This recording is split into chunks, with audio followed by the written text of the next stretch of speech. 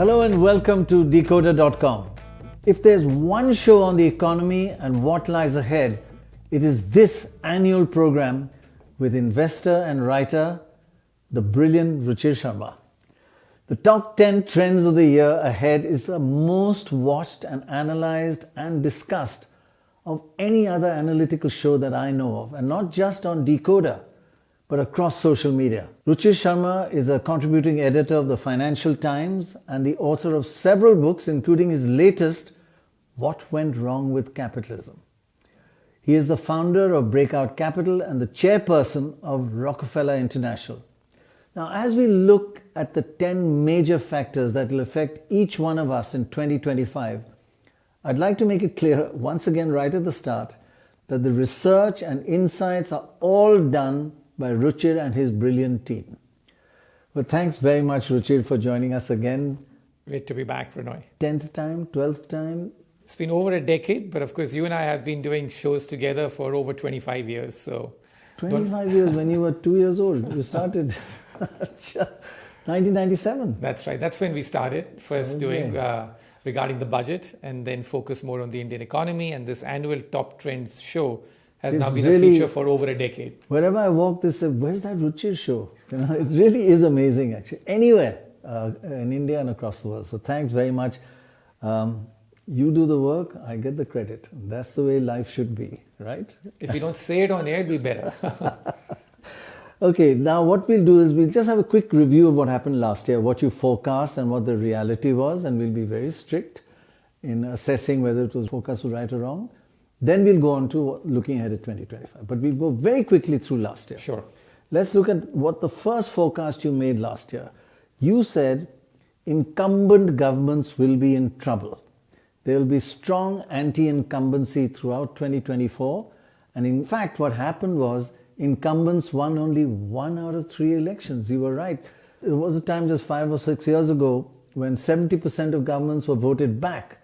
But last year, only 35%, that's 1/3 of governments were voted back. 2/3 were thrown out, anti-incumbency.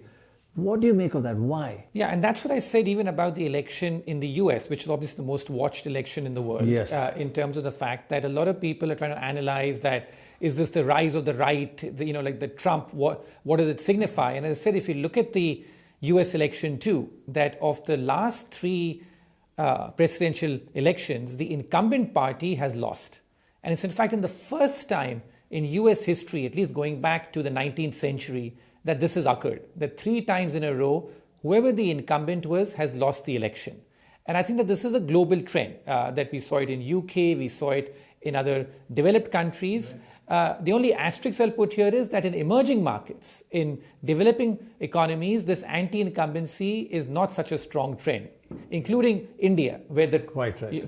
You can argue that it was the home of anti-incumbency. This is where the term was sort of coined. Yes. But in India, in fact, the anti-incumbency has been a lot less as a factor now. It's become more 50-50, as you and I have discussed. Exactly. Like including state elections as well. But across the world, particularly in the developed world, we're seeing that there's a very strong anti-incumbency. And this is happening because, one, economic growth in general has slowed down. Right. You have rising inequality. You have factors such as immigration, which we'll speak about, are playing a role. Yes. But I think there's a general distrust that something has gone wrong with capitalism, that it is not working for the average person, that housing prices are too expensive, education is too expensive for the average person. So I think that there's something that has gone wrong with capitalism. Social mobility, upward mobility seems much more restricted. Right. Power seems much more concentrated with a few companies or a few billionaires. So I think that there's a pervasive feeling in the public that the economic system is not working for them. It's sort of rigged against them. And I think that's what we are seeing at the polls now, that it used to be an advantage to be an incumbent in the developed world. Yes, absolutely. We saw 70%, Yeah. And now 35% this year. And that is a major change. That's right. And it's much worse in the developed world. Very important point, because many analysts in India still feel India is an anti-incumbency. But we've had, since 2002, 88 state elections. And guess how many incumbents have won? 44. Right. How many have lost? 44. Exactly. 50-50. 50-50. And even in the Lok Sabha, 2, and then the last one is half. Yeah. So it's like, and it's no longer anti-incumbency in India. That was this thing of the past. So what the world does today, India did a long time ago, right? Okay. Yeah. Well, let's see if the world moves on back to being pro-incumbent. But I think that in this anti-incumbency in the developed world, US, Yes, Europe, amazing, Japan, amazing. it's a major trend. So if Major you're the incumbent, the odds are that you will lose. Okay, let's move on to the second thing that you forecast, that politicians versus investors. That investors are worried about governments overspending and they're causing a rise in interest rates. And look what happened. You were spot on. Global interest rates rising throughout 2024. They went from 4.6 to 5.1, which is significant. Yes. Because most people expected interest rates to decline. I think that you should. It's very important to map this against expectations. Expectations, exactly. So, expectations were that interest rates would come down. That the Fed was going to cut interest rates. Other central banks would cut interest rates. But this is the first time I can remember in history that even though central banks have been cutting short-term interest rates, long-term interest rates have been rising.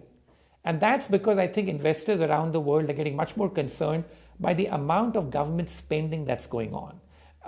With the fact that inflation has also not been fully brought under control. I think those are factors keeping long-term interest rates high. And that's what I spoke about last year. Right. That there's growing tension between what investors want and what politicians want. For politicians, when they're facing anti-incumbency, the easiest thing to do is to go and spend more, to have more giveaways, right? Because it's very easy to spend other people's money. That's what investors were worried about, and that's what you talked about, and that was spot on. Right. The other thing you just mentioned, and you had talked about it last year in the forecast for 2024, is that there'll be a backlash against immigration. And in fact, anti-immigrant sentiment, your data shows, has surged. If you look at 2020, about 28% of people said immigration should come down. Most people said immigration is fine. Now this year, 2024, 55% of people said immigration must be cut down. Yeah, I think there's a lot of support for the fact that any illegal immigrants should not come in. There was a feeling that any immigrants were good, especially because in the West, their population growth rate is declining. In fact, many Western countries now face negative population growth rates. So you thought that bringing immigrants in was going to be good. But there's a real feeling that this is disturbing the social fabric of a country and it's taking away from the opportunities. Some of this may be a bit of a myth. So I think there's a very strong anti-immigrant feeling, and this entire agenda of Trump, which is topmost, is how to control the flow of immigrants into America. And in that 55% that don't want more immigrants, there are many existing immigrants who don't want them. It's what we call in India train compartment philosophy. Once you get in, don't let others come in. It gets too crowded.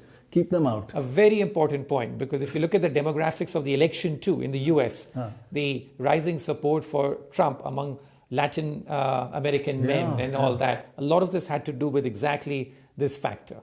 Compartment. That's a new term. Okay. The fourth trend that you mentioned was that there'll be no bust, but a slowdown inevitable in the global GDP. A lot of people were thinking there'll be a crash, but actually in reality there was a global slowdown, as you said, but no crash. Right. So again, you were spot on. We went from 3.1 to 2.7% slowdown. Yeah. But no crash. It didn't go to -5%, minus 0.5 or anything. Yeah, but only here point I'll make is, in all fairness, is that the mix did surprise me a bit. That the one economy which we'll speak about a lot in this show, that ended up being much more resilient than even I expected, was the US. The US did not experience any slowdown. Now, I think it's a bit artificial. It's because of too much fiscal stimulus and the AI boom, which we'll speak about. But true, in most parts of the global economy, we saw a slowdown. But I'd say that the mix is very important to reflect upon. That America held up much better, and the economy which did slow down a lot was China, in fact. A big slowdown took place in China. There's a lot of sort of distrust still about the numbers they report and how accurate they are. But there can be no denying that the Chinese economy had performed a very bad year. Much and more it's poorly. something you've been saying for a while, and it's been getting worse and worse and worse, and last year was really bad for it. Yes. So 4 out of 4 so far. Now this is the fifth one. The fifth one, you said Europe will bounce back. But in fact, the growth in Europe remained pretty weak. Yes.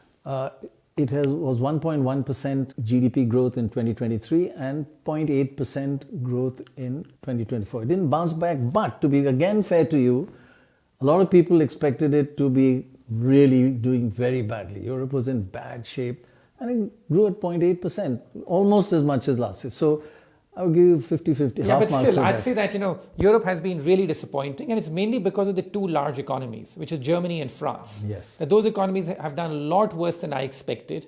Germany in particular. Remember that coming out of the pandemic, Germany was seen under Angela Merkel to be the star in Europe, and now it's gone back to being referred to as the sick person of Europe. Unbelievable. So the fact that the largest economy in Europe is doing so poorly is something which has really surprised me. On the other hand, there is some hope here, which is that the economies in Europe, which were cast as being these really backward economies, in fact, they were labeled in an almost derogatory way as the pigs, which is Portugal, Italy, Ireland, Greece, Spain. Yes. These were economies a decade ago when we first started doing this show, were labeled as the pigs. Yeah. Those economies ended up doing quite well, in fact. And this tells you something about how economic cycles work. Yeah. That when countries are not doing well, and they're under pressure, that's when they carry out economic reforms. That's when they change for the better. That's what the countries like Greece, Spain, Portugal have done. And when countries are cruising, coasting along, they typically don't do anything. They in fact end up overspending, they get complacent, they get arrogant. Right. And amazing. That sows the seeds for a downturn. And that's one of your fundamental points, that things move in cycles. Yeah. And you have to figure out the length of each cycle. That's the key part. Right. But I'd say that's what this program is about. Yeah, but I'd say so that way I'd say that the Europe point is a bit nuanced, which is the fact that I've been disappointed by how Europe's done, undoubtedly.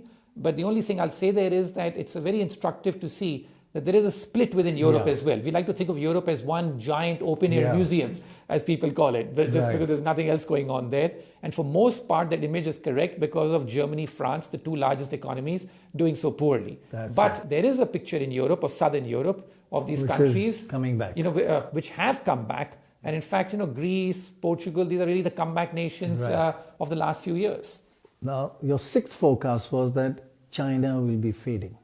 In fact, China's share of global GDP fell. It fell in 2024 down to now 17%, and the US went up. You can see the graph there going apart. That is spot on forecast again. So we'll give you 5 out of 6. 5 out of 6. But I'd say that in terms of 5.5 out of 6, sorry. But I'd say that that's kind of you. But yeah, I think China's troubles are now very well documented, which is that everybody knows what the bear case for China is.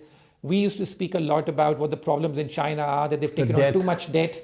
Their demographics are such a problem, which is that the population is actually shrinking now. It's very hard for a country to grow when your population you're focused on that a lot. Shrinking. So we focused on debt, demographics, principally. We also focused on some policy mistakes being made by Xi Jinping of becoming much more authoritarian and centralized. But debt and demographics were the two factors we spoke about a lot over the last few years, and I think that's now well understood. And the Chinese economy was very weak, that even though officially they keep showing that the economy is growing at 5%, if you really look beneath the hood, if you look at what's happening to domestic consumption and other indicators, this is an economy growing a lot less than what a 5% economy feels like, and it's reflected in the mood around China. Moving on to your seventh forecast, it's again to do with China. You said stars will emerge outside China.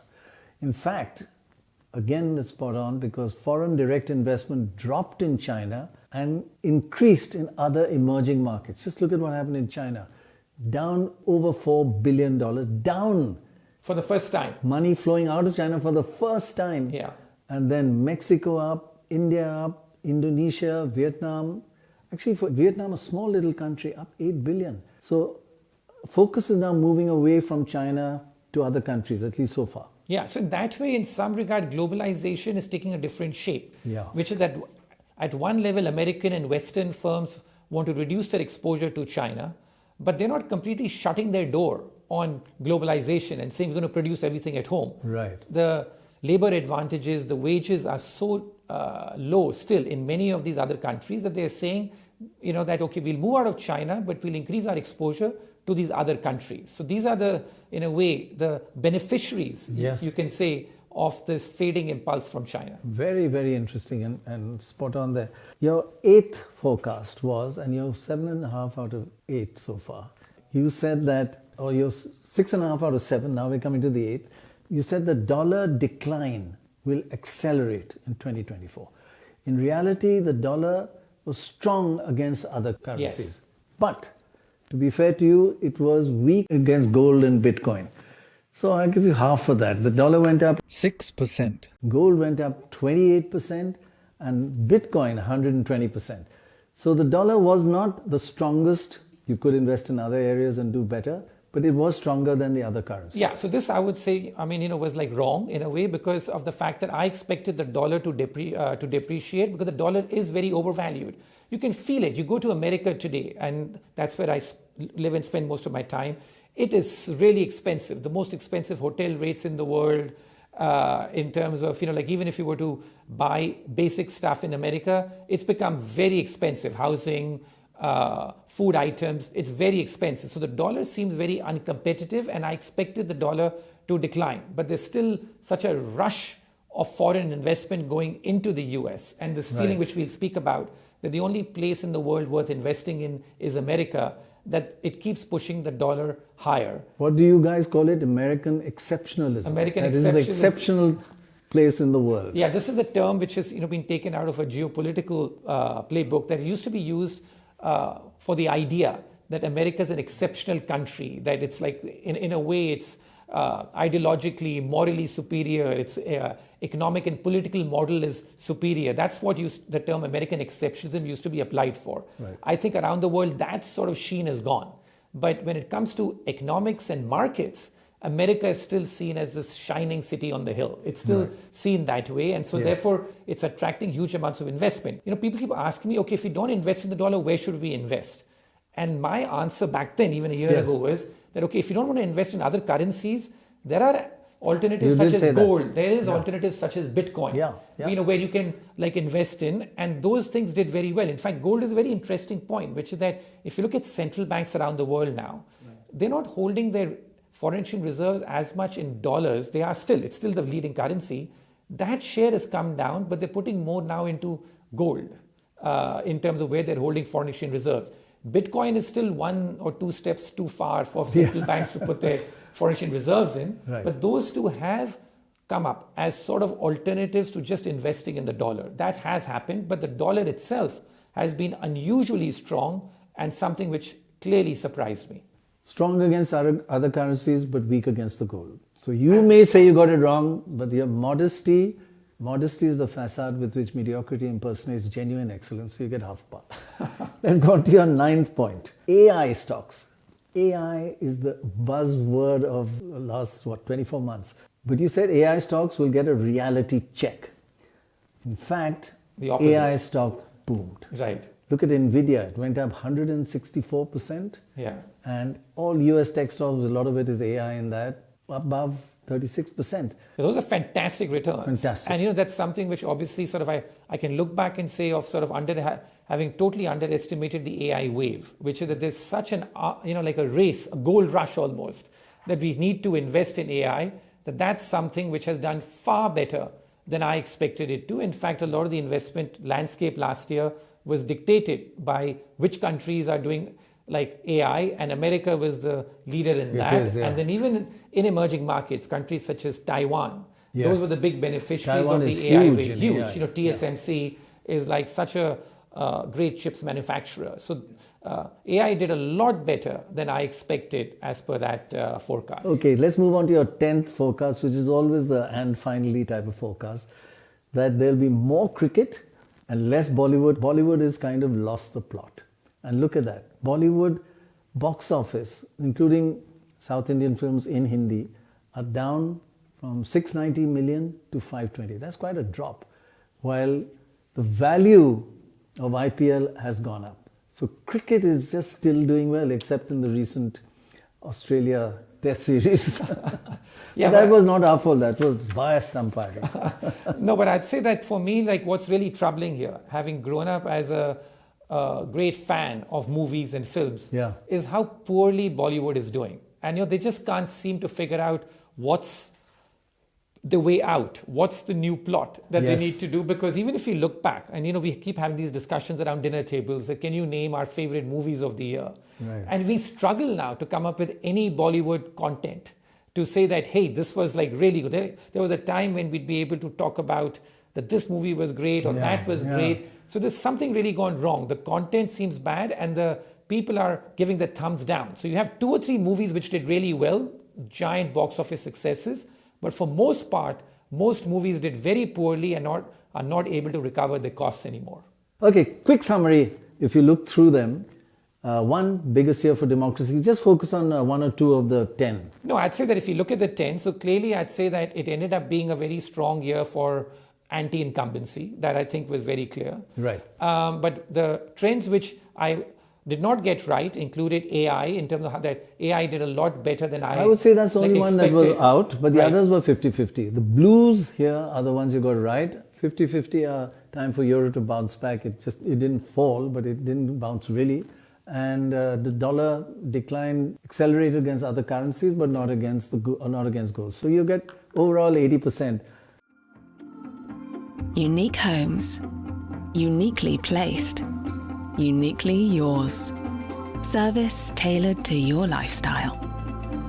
A global network like no other. Exceptional heritage. Pioneering expertise. Every home is one of a kind. Like you, like us. Discover your one of one. Now let's move on to 2025 and your trends of what's going to happen in 2025 and how it's going to affect each one of us. And really some really astounding ones. In fact, you start with the biggest trend that you see is going to happen. And that is there's going to be a reversal in the recent pattern of American dominance. America is set to underperform the rest of the world. I mean, recently it's overperformed the rest of the world by 6.6% per year. per For the last year, 15 years. averaging for 15 years. Yes. Came out of at minus 3.3, but before that 10.1%. And you're saying it's going to go back to underperforming. That's a key forecast. And you can explain the reasons for it. The Trump win has boosted American exceptionalism, for example. Well, for first, this trend is very extended. That if you look at the American stock market's outperformance, it has been going on really on a trend basis for 15 years. That's highly unusual. Because if you look at the historical pattern, typically when the American stock market does so well in one decade, then in the subsequent decade, it at least gives back some of the gains. But that's not happened so far. Right. We are halfway through this decade. The American stock market has been way outperforming the rest of the world. And there's one statistic out here which tells you as to what the magnitude of this outperformance has been. The American economy today, as we saw in your previous graphs, is just under 30% of the global economy. America's share in the global economy. Yes.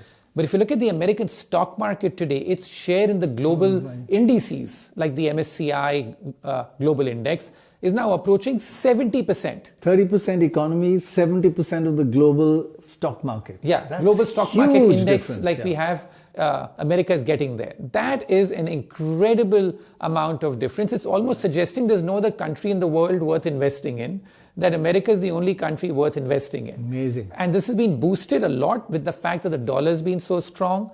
It's boosted a lot by the fact that you've had these tech companies in America earning extraordinary profits. And because those tech companies have earned so many such profits, people keep flooding into them. And then Trump's victory has given a further boost to this, because there's a feeling that Trump, if he imposes tariffs, it's going to be good for America, bad for the rest of the world. Right. If Trump, his policies, whether it's deregulation or tax cuts, it's going to help America at the expense of the rest of the world.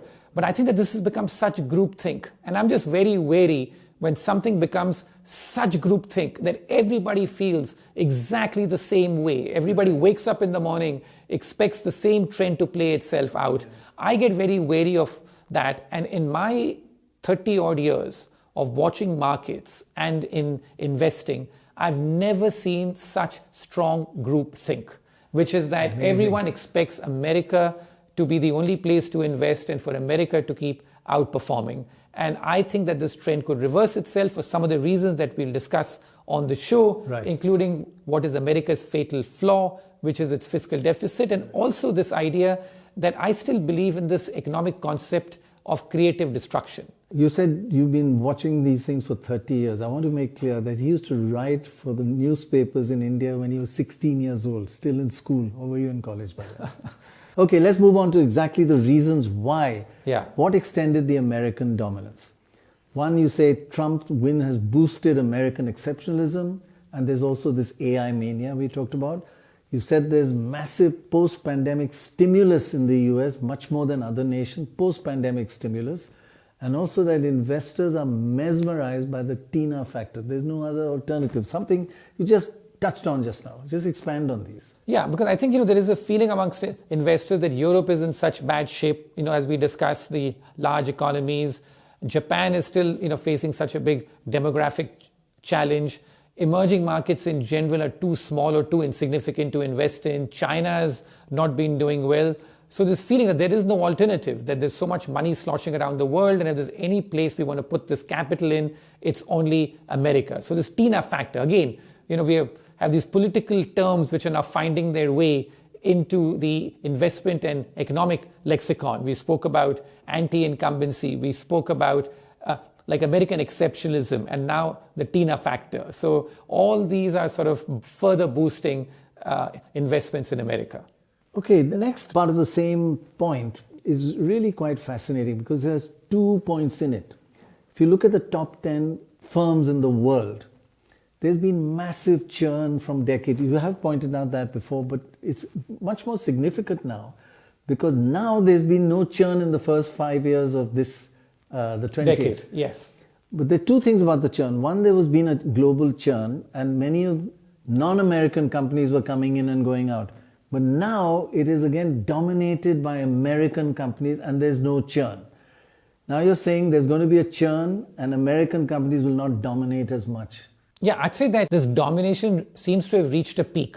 Right. So they will remain. These companies have now become household names. And so they're, in a way, are basic essentials, whether it's Apple, Amazon, or even Google, Facebook kind of things. But I think that what's very important here, Prannoy, is the fact that this trend is worth reflecting on. It's a basic law of capitalism. It's something which we economists call the laws of creative destruction, which is that new companies are supposed to come and take the place of old companies. Otherwise, the same old companies will keep dominating, which is not the way the markets are supposed to function or capitalism is supposed to function. And that's the trend. In fact, this chart that we have going right back the last 50 years, you can see every decade, the top 10 companies, there's massive amount of churn which has taken place. But in the last 5 years, the same companies that ended the decade dominating are still at the top. In fact, their dominance has only increased in the last couple of years, which is what I find very unusual. Yes. But I feel that, and for reasons we'll discuss in your show as well, that they're sowing the seeds of their own demise by spending so much on AI, and the returns may not be commensurate. So this is all part of the same point, really, essentially packed into the first point, which is that American dominance has been fueled by their big tech companies, has been fueled by massive amounts of fiscal stimulus that America has put in. And we have this group think today that there is no alternative. The only place worth investing in is in America. I see that trend shifting this year. And the second point that we speak about now sort of points to it. Exactly what you had mentioned earlier, the kind of America's fatal flaw. Yeah. That fiscal deficit is in a league of its own in America.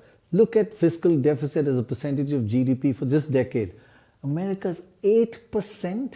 On average, yes. That is way above anywhere else. It's like twice as high as Europe, higher than India, and almost twice as high as other emerging markets. That is a fatal flaw. 8%. Yeah, that's been the average this decade. The latest print is closer to about 6% or so. Even that is 4 or 5 times higher than the average of other developed countries. So this is really like in a league of its own. Right. And this is not how America used to be, because a lot of people tell me that, like America's always run deficits, what's the big deal? I said, yes, in the past, America ran deficits which were more in line with what the other countries were running. Now, in the last 3 to 4 years, America seems to have just blown past all past historical records. So it's running this massive fiscal deficit. And it's being able to get away because it has the world's reserve currency. It's able to print as many dollars as it takes. And because of the AI mania, people are willing to fund these deficits, saying that they have no other place to go. It'll all come back. It'll all come back. But if something can't go on forever, it won't. Almost like a warning that you gave of China. Fiscal deficits, debt going up. Similar thing happening in America now. Yeah. And if you look at your second aspect of this same point, the US debt is highly inefficient. America uses more and more public debt to achieve just $1 of GDP growth. It used to be 0.70 cents to get $1 growth. Now it's $1.8 to get $1. And that's much more than any other country. But compared to its past, as you were just saying, America was not always like this. Yes, because now it's taking, reflect on this, it's taking nearly $2 to of get debt $1 of growth to generate $1 of economic growth in America. And this is not how it used to be. Even 5-10 years ago, it took less than $1 of additional government debt for America to generate $1 of GDP growth. Now it's taking nearly $2. And there's no other country. Huge change. And there's no other country, as you can see in the world, right, with a debt inefficiency on the public debt side like what America has. So I'd say that this is truly concerning. This is phenomenal data, actually, and phenomenal insight and worrying. Yeah, so I'd say that, and this is also one reason why the American economy has done so much better, because it's, in terms of at the surface, it's doing better because the amount of debt it's taken up. But also what this tells you is that what exactly is public debt? It's the government which is spending a lot. And another way of looking at that is that just look at the number of jobs now being created by the government in America. You have a lovely this is supposed to be a capitalist economy. Yes. And now nearly 20% of all jobs being created in America are being created by the government. And it used to be 1% according to your data. Yeah. And now it's 22% of jobs created by the government. Yeah. In the most free market private enterprise country, government doing 22%. It used to be 1%. Just in 2010. It just shows what you a the change. Role of government, how it's increased there. Even if you look at welfare payments, if you look at the number of counties in America where people are earning a significant part of their income based on welfare payments in America now, that's more than 50% of the counties in America are now reliant much more on transfer payments from the government. That number used to be not even 25% a decade or two ago. So but now it's Trump and Musk and Vivek Ramaswamy going to change all this and cut down government jobs, creation of jobs? 2 points here. One, that first, we don't know as to how much they'll succeed. Because remember that a lot of these government spending is on very sensitive areas like Medicare and Social Security benefits and stuff, very hard to touch. Second point, probably more importantly, is that even if they succeed, at least in the short term, it will mean that American growth could take a hit because it's being artificially boosted today by so much government spending. If they do this, that will hit your growth. That will hit growth. And will they have the appetite then to stomach that? And for how long will they be able to stomach that? So I think this is the reason why we come to a third point, which is that no matter which way you cut it, I think America will look less exceptional going into 2025. Right. Just let's bring India a little into this. If we look at what's happening in India, there's an interesting graph to show how India capital expenditure, infrastructure has gone up and subsidies have gone down. That's a key aspect of growth, actually. Yeah. So I'd say that just like the point I made that in America, the government's role has become much greater and possibly less efficient. In India's case, there's something to be said that even though India's always run a very large fiscal deficit, at least it's stabilized. The fiscal deficit hasn't increased much in the last decade or so, particularly at the center.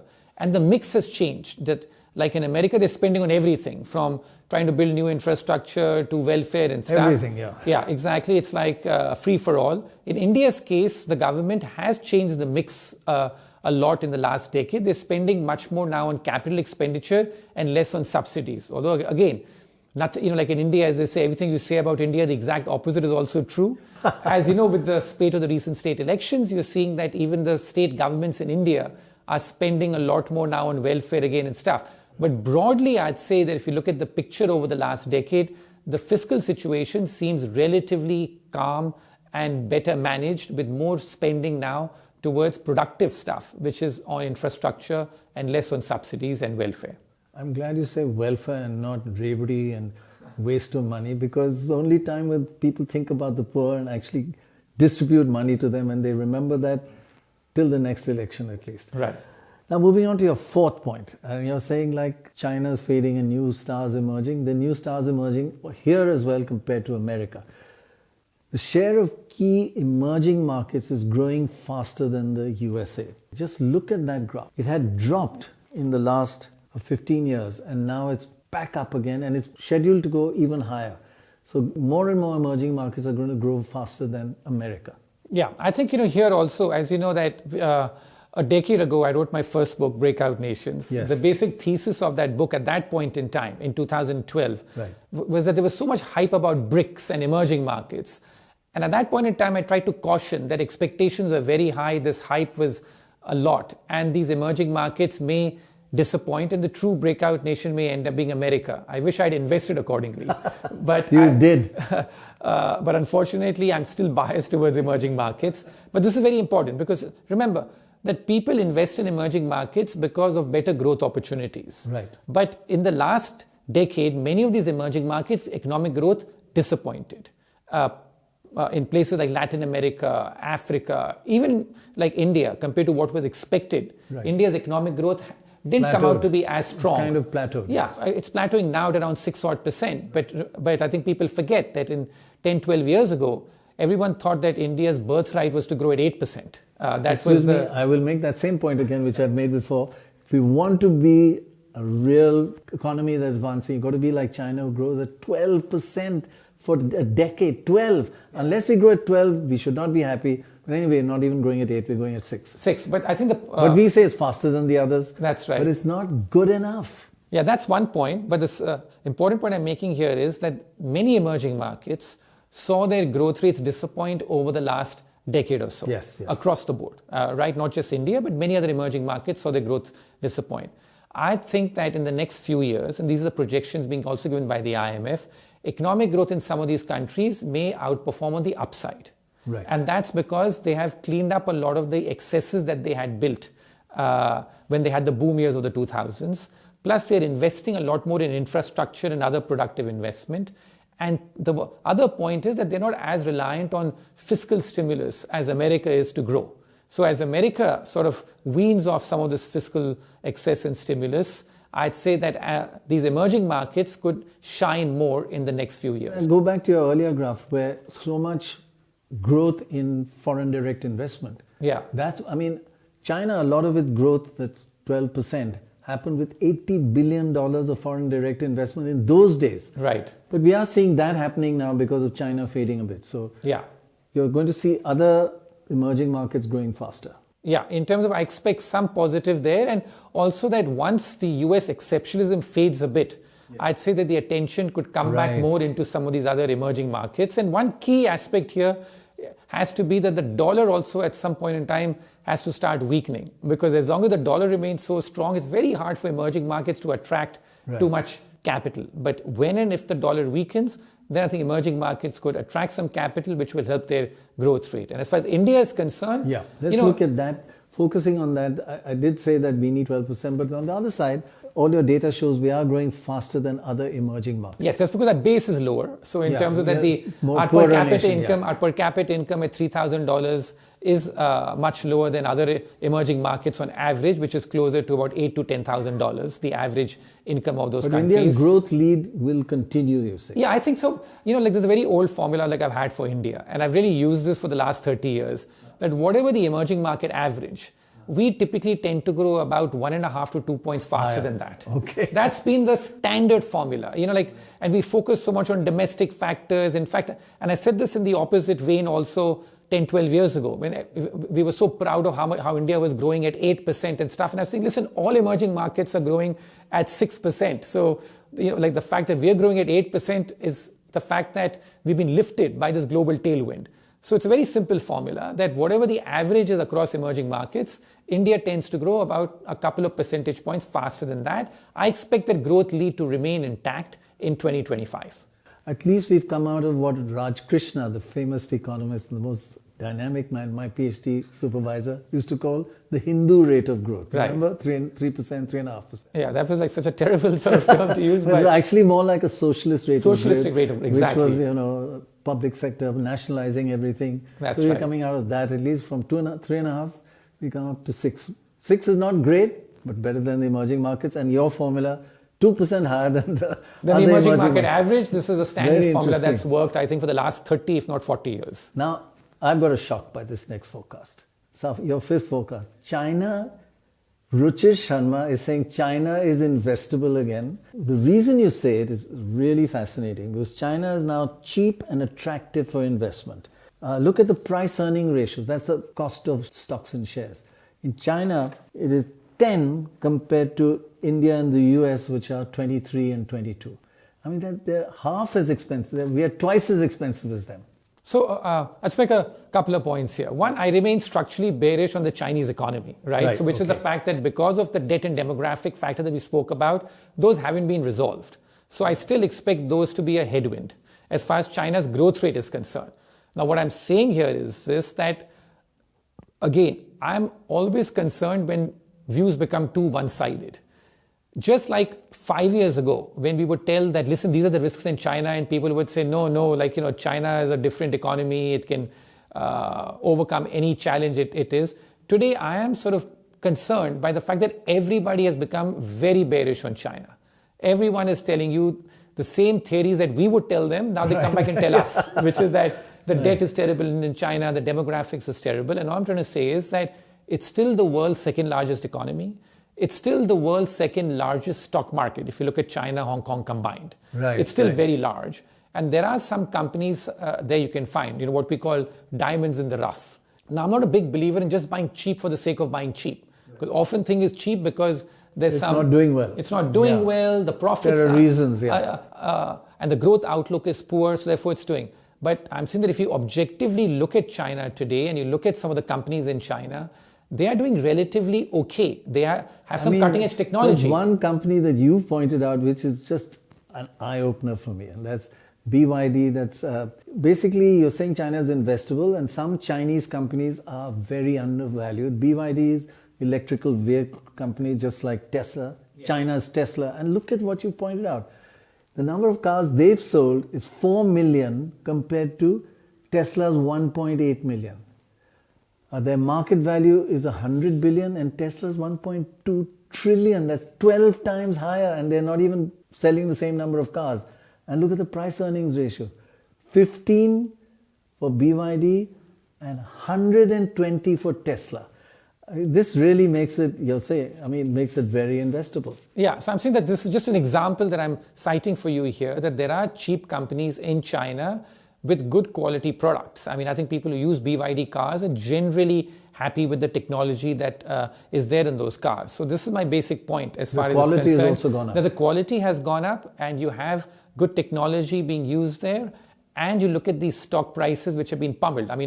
Many of these stock prices in China, not in terms of, especially in the tech space, some of those stocks are down 70, 80% in dollar terms. So that's my point, that there are diamonds to be found in the rough in China, even if you're structurally bearish on the economy as I am. Just explain to an average viewer price earnings ratio. What exactly is meant by that? Yeah, so this is a valuation tool that a lot of investors use, that, today what is the price that you're paying for a certain stock compared to how much it is earning per share. So this is a very basic sort of valuation measure that people use. So therefore, I think that the feeling here, just looking at these data, is that the valuation is very low of Chinese stocks. If you look at if your earnings were 1 million, you pay 15 times that. Yeah, that's the price earnings ratio. But in Tesla, you'd pay, if it was 1 million, you'd pay 120 million. It's your how much you're paying for a certain profit. Yeah, that's right, exactly. So I'd say that in terms of that's what the valuation is, and I think that this is quite telling. So this is just an illustrative example in terms of how this gap is opened up. But it's important to emphasize the distinction you make. You're not overwhelmed by Chinese economy. Right. But there are certain companies, and the stock market is a different animal altogether compared to the economy. Yeah, but I'd say it is still important for the economy to at least stabilize. Because if, that's what you said, if by any chance the economy keeps on tanking, and let's say that China has a financial crisis for some reason, there's no way that this theory of mine is going to play itself out. But I'd say that assuming that the Chinese economy stabilizes even at a low level of growth, I think there are some investment opportunities in China just because things are going so beaten down. Things are changing in China, and people have a bit of a lag effect. They're carrying on from the past, and they're telling you what you've been telling them 10 years ago. Okay. Now moving on, let's get on to India, your sixth forecast. In India, small will no longer be beautiful, and that's very, very interesting. What are the annual returns? You've got this amazing data that large cap companies, the annual returns were 8.7%. But mid cap and small cap in particular, in mid cap 9.7%, but small cap annual returns 13.1%. But if you look at America, exactly the opposite. Large cap 13%, 13 plus, and small cap 8.7. It's like mirror image. And you're saying small will no longer be beautiful in India. It won't be 13.1% in India in the future. Well, I think the point that we're making here is this, which is that the returns of small to mid cap in India in that space have been extraordinarily high. And in fact, a lot of speculative mania is also happening in those stocks, Prannoy. If you look at the retail speculation that's taking place in those stocks and all that, a lot more is happening out there. And so my cautionary tale is this, which is that some of this is bound to cool down. And so it is very unusual for small cap stocks and mid cap stocks in general to do so much better than large cap stocks. So I'd say that like in India, this gap is likely to narrow, and it's possible in America the opposite happens. The gap will narrow there as well because large cap will go a little bit down. In India, small caps are now more expensive than large caps. The price earning ratio for large cap is 20, while small cap is 27, small and medium. Yes. In America, again, exactly the opposite. Small caps are now cheaper than large caps. Yes. And that large caps are 22.7 and small caps are 19.1. So exactly the opposite again. Small caps expensive in India, large caps expensive in America on a relative basis. Yeah. So I expect some of this gap to narrow. Yeah. And you can see that very interesting. There are other sociological signs of excess, that when there's too much speculation happening in a particular sector or particular cohort of stocks, that's when I get much more circumspect about it. And so therefore, I think that like in India's case, we could expect some of the larger cap stocks to do relatively better in the coming year compared to the small cap stocks. Fascinating. Back to AI. You're saying there's overspending on AI by, and that'll hurt big tech firms. Big tech firms are investing heavily, perhaps maniacally, to win the AI race.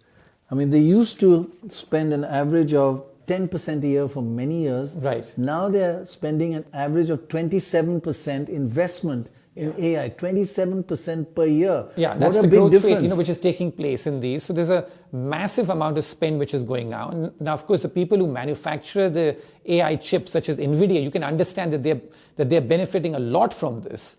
But some of these companies, they're called the hyperscalers in America, which are which are investing, the Microsofts and the Alphabets and Facebook, etc., like even Tesla. The amount they're investing in this is quite incredible. And here's the point that I'm making, that these big tech firms in America have been making extraordinarily high profits, what we call supernormal profits.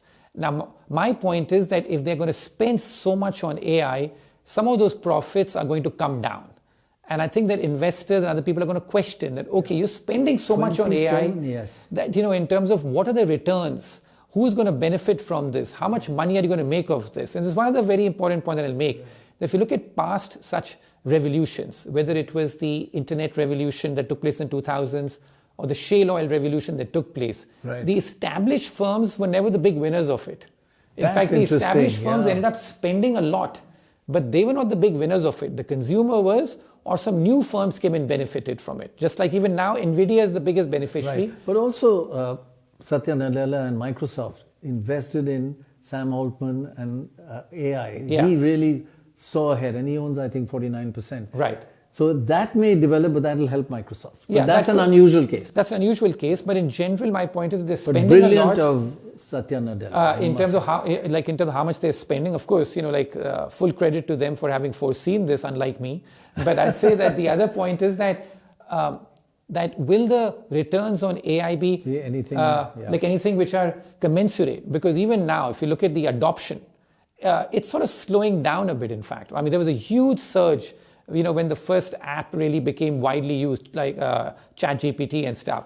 But if you look at it, if you look at the Google searches, if you look at what's happening now in terms of the adoption of AI and the number of companies which are saying that, we want to adopt AI, that I think is slowing down. So I think they're realizing that, so it's this combination, but the companies are spending a lot. I'd say that for me, the more important point is this, that Sundar Pichai made a statement which will stay with me. He said so last summer, which is that the risk with AI now is not that we spend too much, but that we spend too little.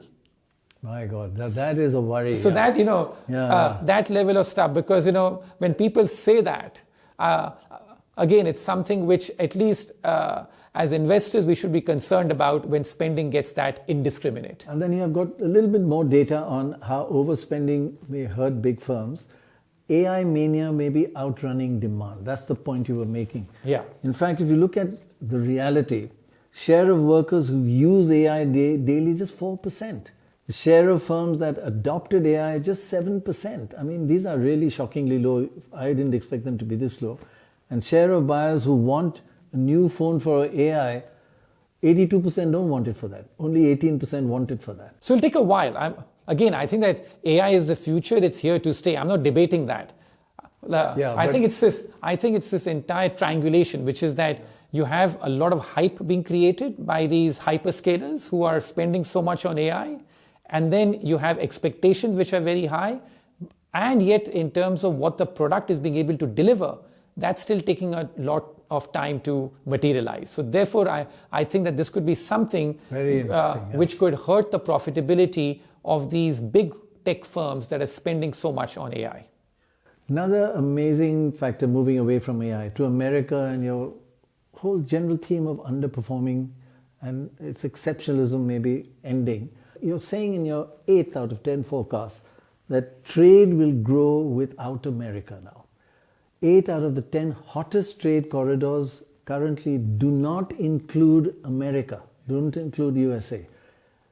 You can see the top 10 trade corridors there. Only 2 of them include America. And the rest, people are trading without involving America at all. Yeah, this is a very important development that's taking place, which is that we are still so focused on seeing the world and the global economy revolve around America. Yeah. But I think there are signs here that already, and with Trump coming in, I think this trend is likely to accelerate. In fact, we just saw that the European Union signed a deal with a bunch of Latin American countries to bring tariffs down by 90%. So those sort of regional trade agreements are accelerating. Also, bilateral trade agreements are accelerating. And here what we see is that if you look at the trade corridors around the world, the maximum growth is taking place between countries which don't involve America. In fact, 8 out of these 10 don't involve America. And it never used to be like that. Yeah, so so the world sort of is moving on, and that's the advice. When someone asks me that, like, how should the world adopt to a Trump world? And my point is the fact that start thinking about how to do things outside of America. And which they are. Apparently, people are taking that into account, including India. That if you look at India, also is signing more regional trade agreements than before. Yes. That's like really accelerated. Change, because in terms of that, if you look at India, there was a big hiatus. That last decade, India barely signed any new trade agreements, but last 3 to 4 years, that pace has accelerated. And these are trade agreements without America. Without America. Yeah. It's like bilateral agreements. It used to mainly be with Asian countries, but now it's happened much more with the Gulf countries. And even with the developed countries, with countries like UK, Oman, trade agreements are being currently negotiated. So you're seeing that India also is getting more active in signing more bilateral trade agreements with countries, and that too outside of Asia. The only point I'll make about India here again is that I wish we do more to trade with our neighbors. That's something which remains one of India's weaknesses. That if you look at the big success stories, around the world, including China, Right. they had very good trading relationships with their because immediate neighbors. Costs of transport are so much less. It's much easier. Yeah, like regional hubs are much easier to create. I mean, you've got the European And the synergies Union. are like much easier to create. And in that regard, I think India has been, its relations with its neighbors haven't been great. And so therefore trade Losing hasn't out really on that. taken off. But in general, otherwise, the larger point here being that India too is getting more active in signing more bilateral trade agreements. Excluding America. Which don't involve America because it's bilateral with other countries. Yeah. 9th out of 10. You're saying that this is really very interesting again. Private funding is going to slow down globally. Private funding has accelerated sharply in the last 5 years. If you look at between 2000 and 2019, it grew from 1 trillion to 7. And from 2019 to 24, in the last 5 years, gone 7 to 14. Private funding, first explain exactly what you mean by that and why this is happening. Yes, we were sort of conditioned to think about all funding mainly happening through public markets, which is if you raise equity funds, it's through IPOs. If you're doing new lending, it mainly happens through banks. That's typically how we were conditioned thinking. Right. But in the last 10, 15 years, particularly after the global financial crisis, you've seen this big explosion take place in the private markets. One's private equity, which is sort of, direct, where people sort of take a stake in companies which are not listed on the stock market. Right. Or the second is even when lending happens, the lending takes place outside of the traditional banking system. It happens on a private basis outside of the banking system. So I think that we've seen this huge explosion take place in private credit growth. Your next graph highlights what you're saying, an amazing graph. It says private equity from being well below public funding has now overtaken public funding. Just look at that. Public capital is minus 5% growth, private equity plus 10%. And private equity from being way behind public is now ahead of public. I mean, this graph is... Yeah, so it tells you about the big trend that's been happening. And I'm trying to say that here that it's a strength taken too far becomes a weakness, which is that this may have gotten a bit too far. And now you're seeing a lot of retail people wanting to participate in this. So, because at the end of the day, if you throw too much money at something indiscriminately, there are negative consequences. So you're now saying that public funding will increase like IPOs, etc. I guess much of the private funding, they want to cash in because they say we'll private fund for 5 years, then we want our value. So they will go for IPOs, etc. as well, I guess. Yes, so some of it is that, but some of it is just sort of some like a slowdown after this breakneck speed that we have seen as people realize, okay, what are the returns we can get? What is the opportunity set out there which we can chase? Now, as far as India is concerned, this is still at a very nascent stage. Let's have a look at India. You've got the data for that. Yeah. So in India, private funding is growing fast, but still at an early stage, as you just mentioned. It's only 120 billion right now. Very small. As we said, the global number runs in trillions of dollars. We are still not even running in hundreds of billions of dollars. But it's still doubled in the last 6 years. Yeah, but I'd say like in India, this is still at a very nascent stage. Early stage, yeah. But I'd say that globally, I think that especially the US, because really where all these trends have been on steroids has been in the US. Yeah. Whether it's private lending, private equity, whether it's got to do with public markets in terms of their domination, it's very US centric. But I'd say that as far as India is concerned, this is still at a nascent stage. So I'm not that concerned about what's happening in India as yet. But globally, I do expect the growth in private credit, in private lending, and in private equity to slow down, particularly in the US. Okay, now moving on to your last and final, which is always a bit of a tweak in your 10 forecasts. And this is about obesity and that there's no magic solution. Now, I feel I'll come to it. I think you're a little biased because you're bloody fit and you think all this Ozempic and all, you don't need it, so nobody needs it. I've not said that. Still, yeah. Anyway, you said no, America is exceptional and in a very different way. Because of its level of obesity. It is sad that an American level of obesity is 44%. About the highest in the world for any major country. Almost twice as high as Europe. And nearly 3 times the global average. The global average is closer to about 15%. Wow. Europe's at, just under 30. America's at 44%, the highest obesity rates for adults around the world of any major country. So I'd say that that's why in America there's also this big craze for finding a magic solution to this. So these injections you take for weight loss drugs, have been booming in America. And I sort of think that some of these weight loss drugs, etc., for some people, this is beneficial. But the whole idea that you can just sit there and pop Ozempic and keep popping ice cream as well. And watch television, and don't watch go for a run. and don't do any... But look at the amount of the massive increase in sales of obesity drugs. That's GLP-1, Ozempic and various others. Look at that. From 3 billion 4 years ago to 24 billion now. That's an 8-fold increase. Yeah, so this is a huge craze going on out there. And my point is twofold. One, that there is no magic solution to this. It can't be so simple. And how long can you sustain this? And what side effects will you have? Because when you take all these drugs, there are bound to be some side effects because this is still all very early days. So you also say there are side effects. In fact, you've got this interesting graph of the side effects. The searches, people who have side effects of various types are searching on Google what to do about it. And they've gone up by 300%. Right. So it's an indication there's both people with side effects looking and people worried about side effects. That's right. So I'd say that that's my sort of point here, which is that these drugs, for curing diabetes and other stuff, they're very beneficial, like in terms of that. But in terms of to expect that we have found the magic drug that you can sort of suspend everything else and just have something to suppress your weight gain, I'm very suspicious of that. Now, the other point that you make is that after you give up Ozempic injections, which I think you have it for the rest of your life. Yes. Which is a terrible commitment. Yes. Once you give it up, does the weight stay down, make it back up again? Or do you lose all the gains? What happens? Yeah, so that's what the studies show, that when you have it, like over a year or so, you can expect your weight to come down, possibly on average of around 18% or so if your weight comes down. But the moment you give it up, then your weight starts to go back up and your net weight loss is closer to 5-6%. Not 18-20%. Yeah, exactly. So I'm saying that... And some people put on more than they... Yeah, that's right. So I think that's one. And two, there are the side effects consequences. So I'd say you have to keep all this in mind before celebrating these drugs as a magic solution. So what you're saying, everybody has to be like you, run every day like a madman. What are the side effects of that? I'd like to know. Crazy. Okay, let's do a very quick summary because we come to the end of the top 10. If you look at the first one, reversal in recent pattern of American dominance. Right.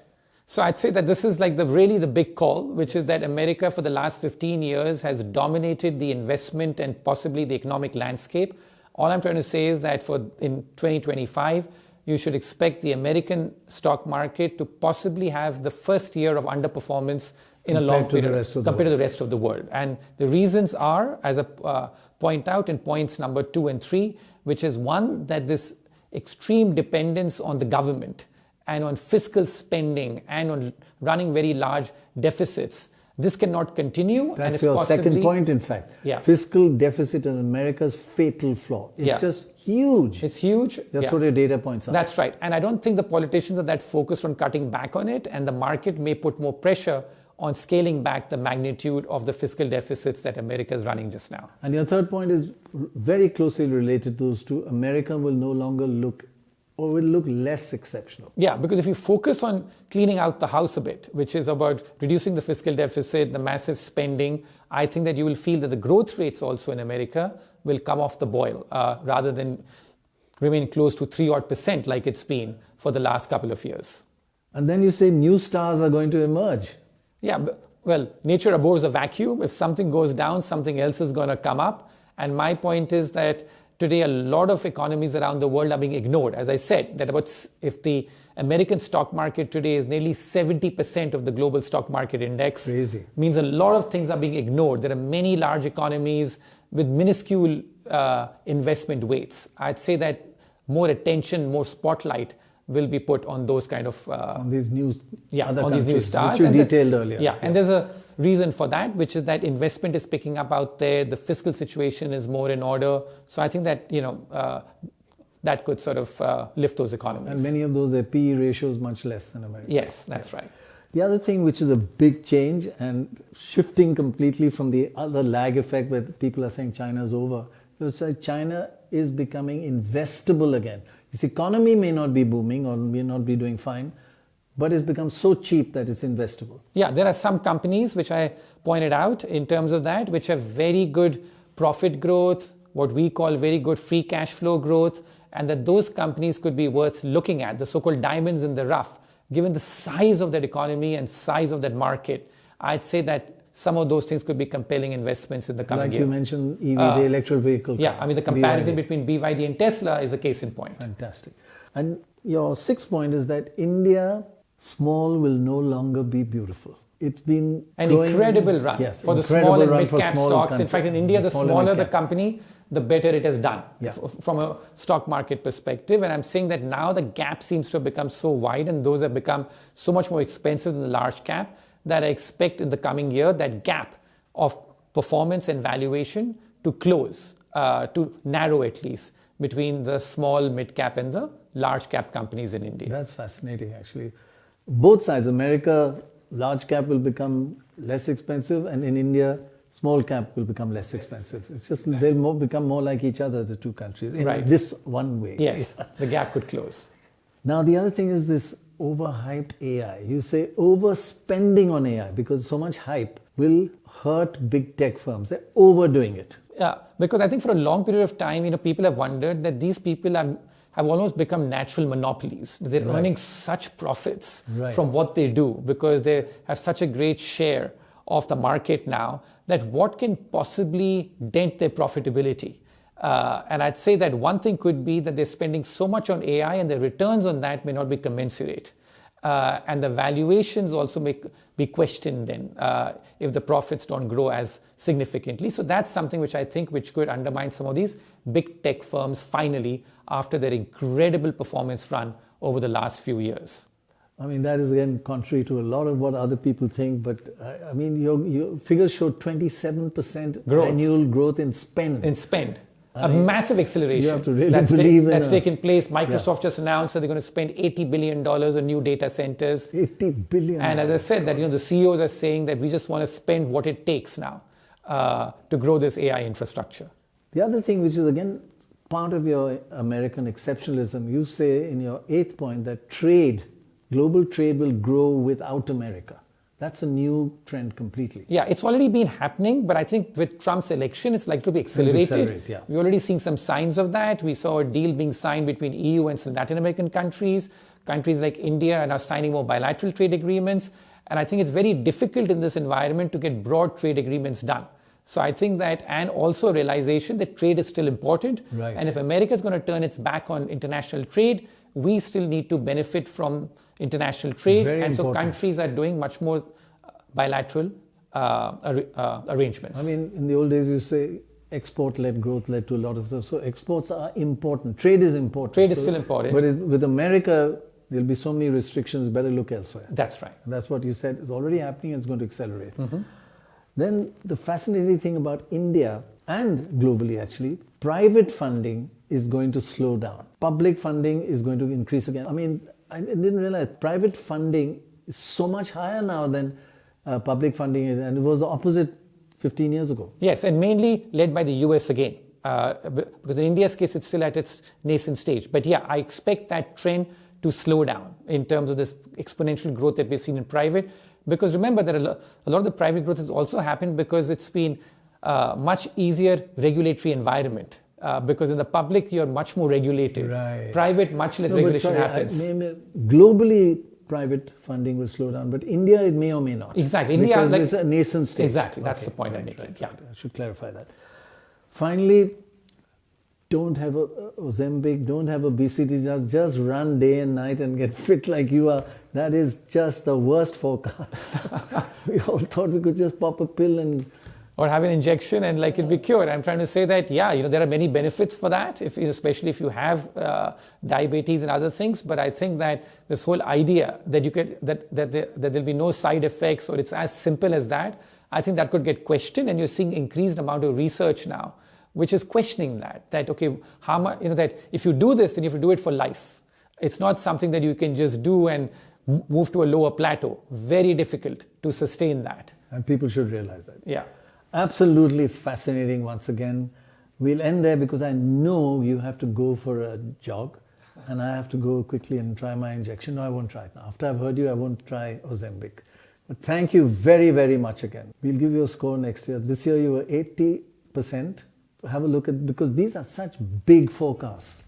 They're absolutely fascinating. Thank you very much for joining us again. Thanks, Prannoy. Enjoyed that. Thank you.